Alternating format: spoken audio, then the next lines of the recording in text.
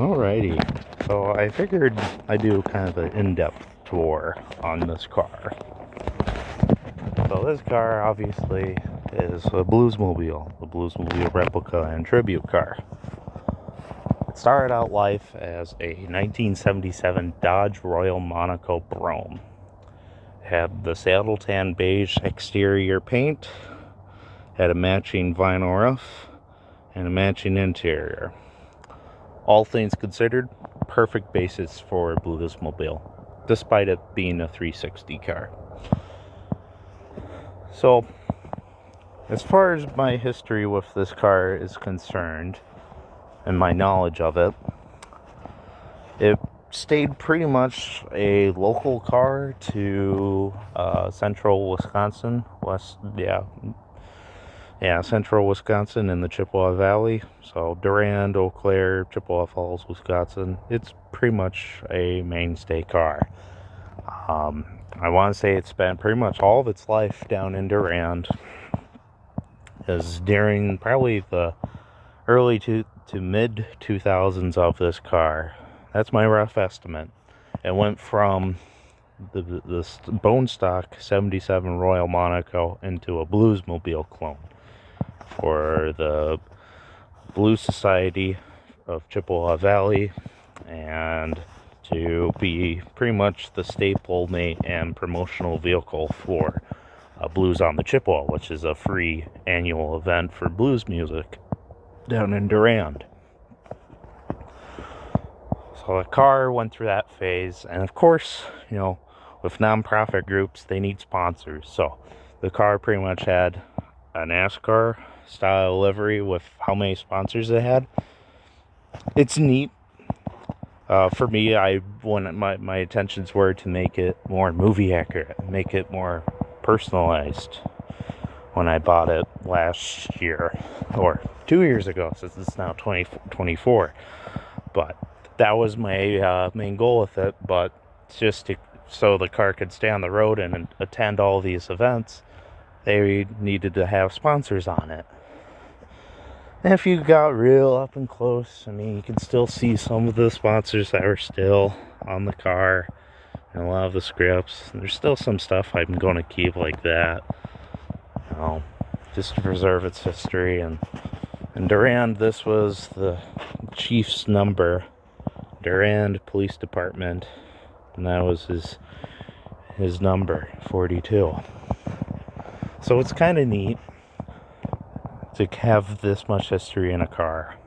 And I ended up buying from the Blues Society because they purchased it probably back in 2010, 2011, off of one of the first owners of the Bluesmobile converted Monaco. And it's been with them ever since, up until my purchase back in 2022. As my main intentions are staying in the Blues Societies for as long as I physically can, and to keep the car around since I have such a love affair with these old C bodies. So, after doing some maintenance, did a head gasket job on this car in a weekend and still attended the last two events of the season. I ended up buying the car for $5, and after registration and titling fees in Wisconsin for registration plates or collector's plates, I only stuck like $275 into the car. So, to quote Elwood, they were practically giving them away, and I'm super proud and happy to be an owner of a Bluesmobile, because I'm going to be turning 23 this year. And I never thought I'd see the day where I'd have something like this. I thought, I'd just save up the money and either buy a nice, fixer-upper to turn into a Bluesmobile, or buy one that's already converted in my 30s and 40s. Because I realistically didn't think it'd be possible. But here I am. This wonderful, wonderful car. And it's not perfect. You can obviously see that this car's been through Bondo buckets, so There's some bubbling down here, and it'll have all this fixed because I'm getting married this year, so I want the car to look less shitty. I want it to be a rust-free car that looks like crap. You know, I want to touch up some parts of the car, like the decal for the star. Say decal, I sprayed on a vinyl. So what I gotta do is make this more beige-ish, gray, silver, like in the movie, just to make that a tiny bit better, and sand it down and give it another thing of clear coat. But yeah, next weekend, so February 3rd, I'll be going down to Chicago to pick up a 75 Monaco header panel with 74, 75 Royal Monaco front fenders. Yes, because as you can clearly see, it's wearing Fury front end parts. Mine's the hood's still Monaco, and it's virtually the same thing across all three manufacturers, so yeah, doesn't really matter. But anywho, yeah, I'm the third owner of these fenders, and yeah, they had to be modified heavily to fit a Monaco. It sucks, but my original Royal fenders were rotting out fast, and I needed a good alternative. So spring of 2023, I got a parts car, a big block 474 Grand Coupe Fury as a parts car. It's rotted out, so it's only good for the big block frame and other goodies and whatnot. And the owner threw in a spare front clip. I was like, yes! Now I might have a lot better looking Monaco, even though she's wearing Fury parts. But I kind of like it. I kind of like the styling of the Fury. And for a fun fact, for those who didn't know, when Dan Aykroyd wrote the phone book of a script, his original intentions were using a 74 CHP Fury, but all they could get their hands on were 75, or excuse me, well, there was a couple 75 CHP Monacos. It was like one or two we used in the movie. You can tell by the front bumper. Even on the 75 cars that were used in the movie, they just used the 74 grill off of a Monaco. That was close enough. Anyway, yeah, instead of being a 74 CHP Monaco as the basis, it was going to be a 74 Fury. And the styling is handsome. I love the lines of the Fury, and the front header panel and grille, you know, it has that Ford look that Plymouth always had on their big full-size cars since the 50s. You know, this right here traces its roots back to the late 50s Plymouths, you know, like Christine. So 57 through 59 cars, the forward look that all Mopars had during the time. So, moving on, it'll be nice to get those Monaco fenders on this car, because then after that all I have to look for is the 74 grille, 74 or 75 base Monaco headlight bezels, and a bumper. But for now, I can roll with just having Monaco fenders, and then everything else up front is Fury.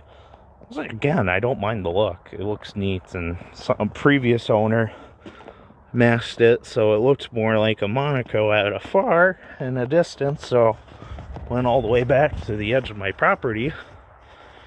You know, you can still tell it's like not quite right, but it's like, oh, that's cool. I see a shitbox Dodge, even though it's clearly a Fury front end. In the state of Wisconsin, it is legal for collectors' cars to not have a front plate, so I thought, screw it. Let's wear the prop plate. I haven't gotten any trouble by the fuzz, even going across state lines with it. They don't give a crap. If anything, they're enthusiastic about the car. I go anywhere and cops are loving it. Doesn't matter what time. And there is a sense of immunity to these cars, because if you watch Vin Wicky's video with Travis Bell and his Bluesmobile, he mentioned that he was able to do so many stupid things when he owned the car. And going through Chicago and South Side, there's not too many good neighborhoods in Chicago. So when you do go through, it's like, I don't want to do a wrong thing, then I could get shot. I still had that feeling in the back of my head, but no one messed with me. I was driving a Bluesmobile. And it didn't look like this the last time I went to Chicago, because it was still in its old, I call Blue Society version, where it still had the Royal Monaco front end, and it still had retained its older livery. Of course, changed into a more movie appearance, if you will. One of the things I did change were the push bar.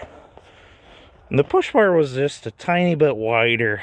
It was probably half an inch wider than what these are currently now.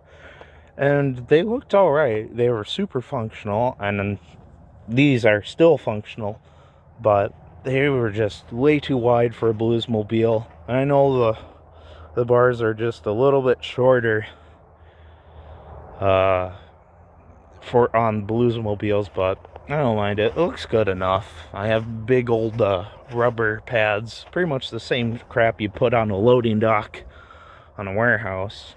And you can get these from Northern Tool in whatever lengths. I kind of went from the second to smallest size they had, and turned out pretty good. I'm pleased with it. It looks super aggressive from afar. You hate to be in front of this big girl going down the road, because it's a blunt, menacing face, in my opinion. It is very aggressive. I love comparing this front clip to the movie car a lot, because, when Jake and Elwood are going through the Nazi roadblock in the park, you have this nice close-up shot of the car kicking down and gunning it. And it's just a beautiful shot, because the car does have a very diplomatic, assertive look. It kind of says, I'm here for business, not for pleasure. Get out of my way. And kind of going along the styling, we can go back to, the overall styling of any of these mid-70s C bodies. All of them have roots that trace back to almost GM qualities of styling. The Royal front ends, they looked very much like Oldsmobiles. These standard front ends on Plymouths and Dodges, they looked like Buicks. Not a bad thing, but it's like someone in the styling department either worked at GM at one time or they just got crazy, because even the taillights are inspired by a late 60s Pontiac. You look at like a 68, 69 GTO, and it's almost identical. It's not a bad thing, but can't help but think of any beautiful GM car from the late 60s, early 70s, midsize and full size, because that was essentially what they were going after. But yeah, I mean, I loved the Royal Monaco front end, but it was just not correct. I know this isn't correct, but it's a lot better than a Royal. And I know people are like, clown cars and whatnot for people that turn these into police cars and Bluesmobiles, and like, if this was bone stock, absolutely bone stock, nothing was changed or anything, I would have left it stock. But it was already converted, and the body was getting quite sad, so I'm like, I'm just going to do the car solid, make it nice, and still keep it a Bluesmobile to how I think a Bluesmobile should be. I love it.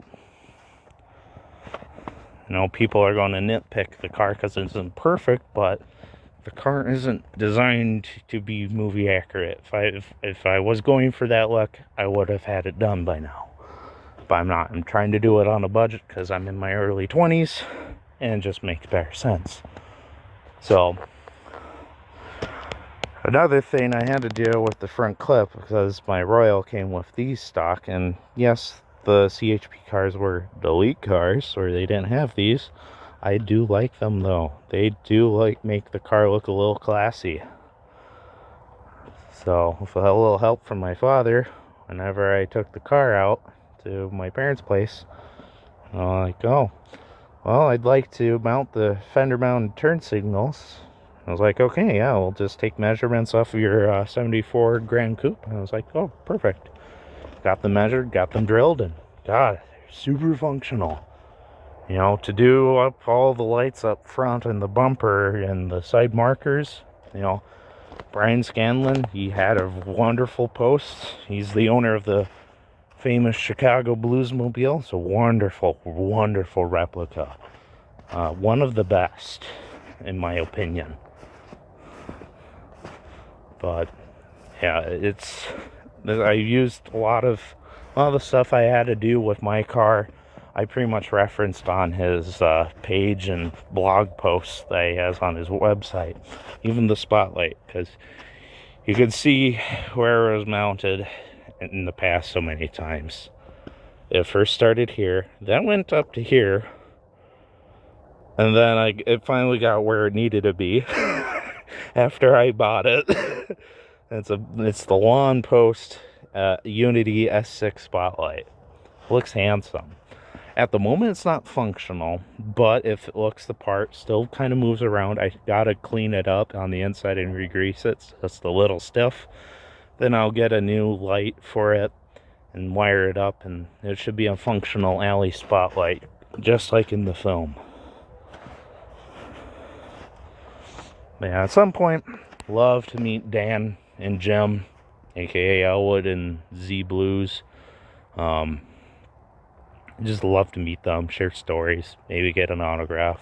But yeah, I'm happy with my progress on this so far. I mean, this spring it'll be a rust-free car, and after that, you know, take my tranny in from the 400 and get her rebuilt and upgraded so it can handle a little bit more power from the 400. Rebuild my 400 over the course of the winter of 2024, so around late fall of this year and going into the winter, I'll rebuild it and then do the swap over winter, because the frame I'll have sandblasted and ready to roll off of the Fury, so it's just a matter of marrying the two, and that'll be that.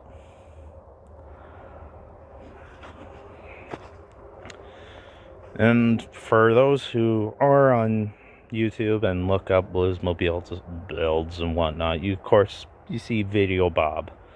He's done 8 of these cars at Bob's Prop Shop, which of course he owns. And, you know, he's done a lot of stuff to make these cars. Well, he finds true 74 cars. He doesn't do what a lot of the other Bluesmobile guys do, including me, is take a later model year and make it look like a 74. As this car was born with the upright horizontal Royal Monaco taillights. It had the big chrome Dodge Royal Monaco fuel flap trim, and of course with it going a chrome all across the side, the trim around the headlights went across. They didn't corner off like on the base model 74, 75 cars. So a little trick, if you don't want to cut them, just so you can save them, is just mask it off. It ain't perfect, but at a distance, like, oh snap, it's a 74 rear end. So of course that's 74 taillights. The only dead giveaway is unleaded gas. You know, in the movie, Elwood says it has a cop motor, 440 cubic inch plant. You know, he says all the cop equipment stuff, and being a 74, it's a model made before catalytic converters, so run good on regular gas. Obviously, this is after 74, so it says unleaded gasoline only for those who were interested in the Monaco, but didn't get one until after 1974. So that's why that's there. I may leave it just because it represents, you know, the car's original history as it was born.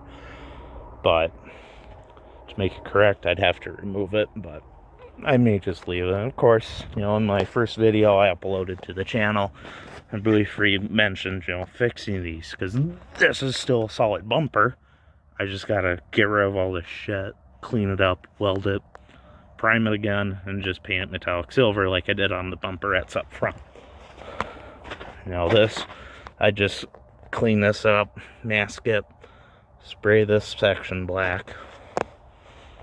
Again, it doesn't have to be perfect. It's a Bluesmobile. That's why I love about this being my first true classic car. Is you get away with leaving a shit box and people are still... Oh yeah, you know, this is a wonderful, wonderful car. I love the car to death. It's just fantastic. You know, for those who want to get into film cars and want to do something easy, Bluesmobiles are just so much fun, because during the process, the car can still be a shitbox and everyone loves it to death, you know. And of course, this thing had a speaker when it was converted into a Bluesmobile, so whenever I drive, or people, drive around with the car not wearing it, or people just see the car in general, it's like, does it have the speaker? I was like, yeah. Like, why don't you wear it? And my honest reaction is like, I love it, but the car spent almost 9/10 of a movie without wearing it. It wasn't even the film for 5 minutes with the speaker on, and then it got knocked off as the chase towards Chicago started. So, and I love it. The car looks sexy as a slick top. It is just clean, uninterrupted lines of black and white. It's just beautiful. I love the speaker because the one I have, it works. You know, I have an equalizer in the dash right underneath next to the glove box. So it's like, oh, it's a really nice car. You know, you can play music out of the megaphone and talk through it. So every now and then, you know, if I advertise events for the Blues Society or whatnot, I talk through the microphone like Elwood did. Yeah, it's just a riot. This car is just so much fun, and I love sharing it with everyone because I'm proud of my invested time, money, and everything into it. And I want everyone to enjoy it with me. You know, if they don't like it, they don't like it. You know, if they find imperfections they don't care about, that's their opinion, you know. Because I know there's people out there that rip into people that have Royal Monacos, or they have hardtop cars that don't have the posts and whatnot, and small block cars like mine, where it's not movie accurate. It's like, people work with what they got. Finding a true 74 Monaco with a big block is virtually impossible these days. Especially at 440, you can maybe land a 400, but most of the time, if you're going to land a 74, it may be a small block or a 400. But, yeah, and thinking back to, you know, people ripping on Bluesmobile replicas such as mine, it's also a matter of fact of, I don't enjoy seeing a beautiful, clean car converted into a Bluesmobile. Sadly, you know, depending on the case, that just may happen. You know, it's not really that preventable. You know, if it's a rotted out car that is still savable, do it. Do it. You're giving the car another chance at life. That's what I'm doing with this. It had 2 lives. It had 1 life, bone stock, up until the 90s and 2000s. And the second life was Blue Society, and the third life is me. because I'm prolonging this, and it will outlive me. It will probably make it until, you know, the 3000s. You never know. But it's a great car. I'm looking forward to sharing this more with everyone on the internet and whatnot, and, you know, join me for any of my adventures and come along for the ride. I didn't grab my keys, they're inside the house, but, you know, last year I got upgraded my speedometer to, may not be the 74 speedometer with the small zeros, but I got a nice 75 and up police certified 140 mile per hour speedometer.